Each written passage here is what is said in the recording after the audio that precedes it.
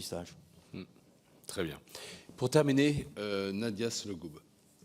Merci, Monsieur le Président. Alors, on a beaucoup tourné autour de la question du recueil. Vous avez parlé de la dématérialisation des données, de leur exploitation, etc. Et moi, ça m'a évoqué un texte pour lequel j'étais rapporteur il y a quelque temps, à savoir la Constitution, l'opportunité ou non d'avoir un registre national des cancers, dont déjà on sait qu'on n'a pas de données réellement sur l'ensemble des cancers, puisque ce sont des données extrapolées sur des échantillons.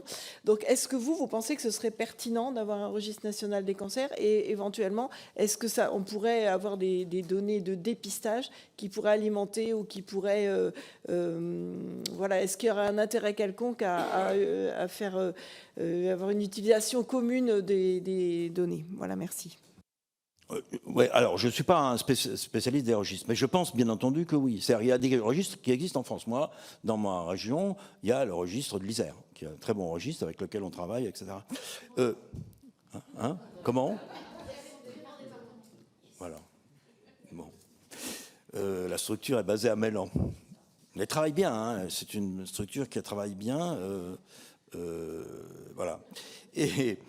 Et en particulier sur le cancer du sein, le cancer du col de l'utérus, c'est le meilleur département en France. Bon, je fais une parenthèse. Hein.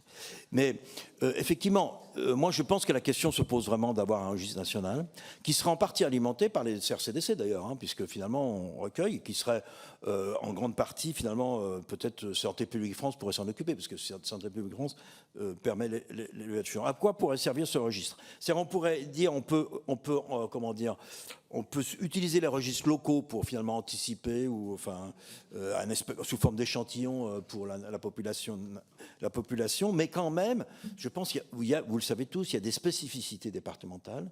Je crois qu'un registre national permettrait quand même de mettre l'accent sur vraiment les départements qui ont des facteurs de risque. Alors on le sait un peu quand même, hein, plus importants et sur lesquels il faudrait faire des efforts. Voilà. Donc, et à mon avis, certains registres, c'est coûteux, mais je pense que ça serait très utile et rentable. Voilà.